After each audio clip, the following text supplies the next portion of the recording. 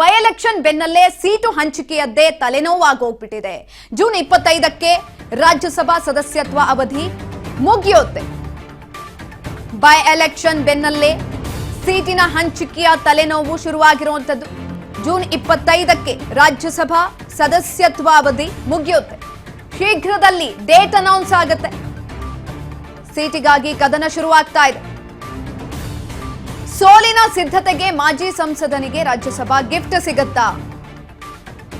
DK Suresh ಹೆಸರು ಮುಂಚೂಣಿಗೆ ಬಂದಿರುವಂತದ್ದು. High command ಒಪ್ಕೊಳ್ಳುತ್ತಾ ಡಿಮ್ಯಾಂಡ್ಗೆ ಅನ್ನುವಂತಹ ಪ್ರಶ್ನೆ ಕೂಡ ಈ ಒಂದು ಸಂದರ್ಭದಲ್ಲಿ ಮೂಡ್ತಾ ಇದೆ.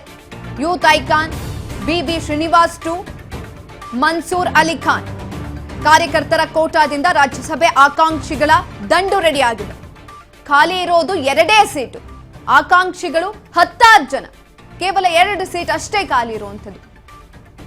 ಆದ್ರೆ ಇದಕ್ಕಾಗಿ ಆಸೆ ಪಡ್ತಾ ಇರೋದು, ನಿರೀಕ್ಷೆಗಳನ್ನ ಇಟ್ಕೊಂಡಿರೋದು, ನಮಗ್ ಸಿಗಬೇಕು, ನಮಗ್ ಸಿಗುತ್ತೆ ಅನ್ನುವಂಥ ವ್ಯಕ್ತಿಗಳು 16 ಜನ ಇರುವಂಥದ್ದು.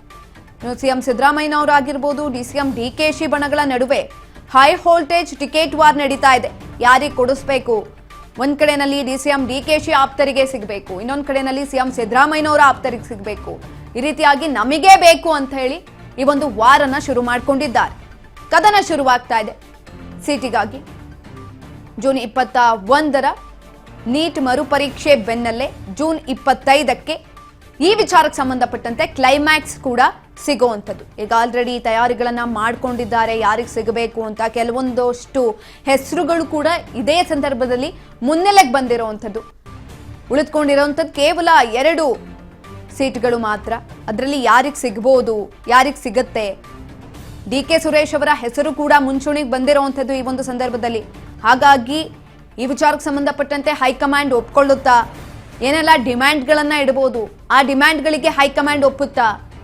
ಈ ರೀತಿಯಾದಂತಹ ಕೆಲವೊಂದಷ್ಟು ಪ್ರಶ್ನೆಗಳು ಇದೀಗ ಮೂಡ್ತಾ ಇರುವಂಥದ್ದು. ಕಾಂಗ್ರೆಸ್ಗೆ 3 ಸೀಟ್ ಗ್ಯಾರಂಟಿ, ಆದ್ರೆ ಟೆನ್ಷನ್ ಮಾತ್ರ ಇನ್ನೂ ಕೂಡ ಕಡಿಮೆ ಆಗ್ತಾ ಇಲ್ಲ. ಆ 3 ಸೀಟಲ್ಲಿ 1 ಸೀಟ್ ಅವರಿಗೆ, ಉಳಿದ 2 ಸೀಟ್ ಯಾರಿಗೆ ಸಿಗುತ್ತೆ ಅನ್ನುವಂತಹ ಕುತೂಹಲ ಜಾಸ್ತಿ ಆಗ್ತಾ ಇರುವಂಥದ್ದು. ಈ ಕುರಿತಾಗಿ ಹೆಚ್ಚಿನ ಮಾಹಿತಿಯನ್ನು ತಿಳ್ಕೊಳ್ತಾ ಹೋಗೋಣ. ನಮ್ಮ ಪ್ರತಿನಿಧಿ ಬಸವರಾಜ್ ಹುಗಾರ್ ಸಂಪರ್ಕದಲ್ಲಿದ್ದಾರೆ. ಬಸವರಾಜ್, ರಾಜ್ಯಸಭಾ ಟಿಕೆಟ್ ವಾರ್ ಅನ್ನೋದು ಇದೀಗ ಮುನ್ನೆಲೆಗೆ ಬರ್ತಾ ಇರುವಂಥದ್ದು. ಈ ಒಂದು ಸಂದರ್ಭದಲ್ಲಿ ಡಿಕೆ ಸುರೇಶ್ ಅವರ ಹೆಸರು ಕೂಡ ಮುಂಚೂಣಿಗೆ ಬಂದಿದೆ. ಏನಾಗಬಹುದು? 2 ಸೀಟ್ಗಳು ಯಾರಿಗೆ ಸಿಗತ್ತೆ? ಹೆಚ್ಚಿನ ಮಾಹಿತಿ ಕೊಡೋದಾದ್ರೆ. ಸುಕನ್ಯಾ, ಈಗಾಗಲೇ ಒಂದ್ ಕಡೆ ಅಧಿಕಾರ ಹಂಚಿಕೆ ಫೈಟ್ ಕೂಡ ಕಾಂಗ್ರೆಸ್ ಪಡೆಯಲ್ಲಿ ಇರ್ತಕ್ಕಂಥದ್ದು. ಅದರ ಮಧ್ಯದಲ್ಲೇ ಇದೀಗ ರಾಜ್ಯಸಭೆಯ ಒಂದು ಎಲೆಕ್ಷನ್ ಕೂಡ ಬರುವಂತದ್ದು. ಏನು 4 ಸ್ಥಾನಗಳ ಪೈಕಿ 3 ಸ್ಥಾನಗಳನ್ನ ಕಾಂಗ್ರೆಸ್ ಪಕ್ಷಕ್ಕೆ ಬರುವಂತಹ ನಿಟ್ಟಿನಲ್ಲಿ ಕೂಡ ಅದು ಬಹುಮತ ಕೂಡ ಕಾಂಗ್ರೆಸ್ ಪಕ್ಷಕ್ಕೆ ಇರ್ತಕ್ಕಂಥದ್ದು. 4 ಸ್ಥಾನಗಳ ಪೈಕಿ 3 ಸ್ಥಾನವನ್ನ ಕಾಂಗ್ರೆಸ್ ಪಡೆ ಗೆಲ್ಲುತ್ತೆ. ಅದರಲ್ಲಿ 3ರಲ್ಲಿ ಕೂಡ ಈಗ ಕಾಂಗ್ರೆಸ್ ಪಕ್ಷದ ವಲಯದಲ್ಲಿ ಯಾರಿಗೆ ಕೊಡಬೇಕು ಅನ್ನುವಂತ ನಿಟ್ಟಿನಲ್ಲಿ ಸಾಕಷ್ಟು ಒಂದ್ ಕಡೆ ತೀವ್ರ ಪೈಪೋಟಿ ಕೂಡ ನಡೀತಾ ಇದೆ. ಪಕ್ಷದ ವಲಯದಲ್ಲಿ ಸಾಕಷ್ಟು ಚರ್ಚೆ ಕೂಡ ಆಗ್ತಾ ಇದೆ ಅನ್ನುವಂತ ಮಾಹಿತಿ ನಮ್ಗೆ ಸಿಗ್ತಾ ಇದೆ. 3ರಲ್ಲಿ 1 ಸ್ಥಾನ ಎಐಸಿಸಿಯ ಅಧ್ಯಕ್ಷರಾಗಿರ್ತಕ್ಕಂಥ ಮಲ್ಲಿಕಾರ್ಜುನ್ ಖರ್ಗೆ ಅವರೇ ಒಂದು ಮುಂದುವರಿತಾರೆ ಅನ್ನುವಂತಹ ಮಾಹಿತಿ ಕೂಡ ಇದೆ.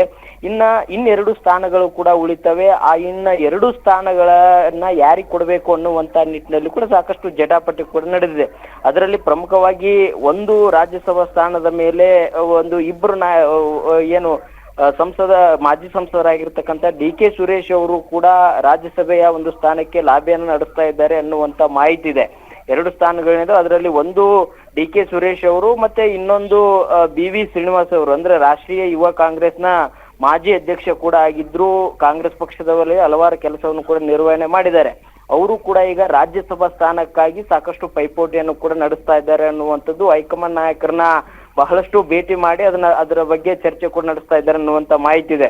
ಈಗಾಗಲೇ ಡಿಕೆ ಸುರೇಶ್ ಅವರು ಕೂಡ, ಅವರು ಮಾಜಿ ಸಂಸದರು, ಈಗಾಗಲೇ ಸಾಕಷ್ಟು ಪ್ರಯತ್ನವನ್ನು ಮಾಡ್ತಾ ಇದ್ರು. ಅವರಿಗೆ ರಾಜ್ಯಸಭಾ ಸ್ಥಾನವನ್ನ ಪಡೆದುಕೊಂಡು ಮತ್ತೆ ಒಂದು ರಾಷ್ಟ್ರ ಮಟ್ಟದಲ್ಲಿ ಕೂಡ ರಾಜಕಾರಣಕ್ಕೆ ಮಳ್ಳಬೇಕು ಅನ್ನುವಂತ ನಿಟ್ಟಿನಲ್ಲಿ ಕೂಡ ಡಿಕೆ ಸುರೇಶ್ ಅವರು ಸಾಕಷ್ಟು ಪ್ರಯತ್ನವನ್ನು ಪಡ್ತಾ ಇದ್ದಾರೆ ಅನ್ನುವಂಥದ್ದು ಕೂಡ ಒಂದಿಷ್ಟು ಮಾಹಿತಿ ಕೂಡ ಸಿಗ್ತಾ ಇದೆ. ಹಾಗಾಗಿ ಈಗ ಆ 2 ಸ್ಥಾನಗಳಲ್ಲಿ ಈಗ ಶ್ರೀನಿವಾಸ್ ಅವರು ಕೂಡ ಪ್ರಯತ್ನ ಪಡ್ತಾ ಇದ್ದಾರೆ, ಡಿಕೆ ಸುರೇಶ್ ಅವರು ಕೂಡ ಪ್ರಯತ್ನ ಪಡ್ತಾ ಇದ್ದಾರೆ.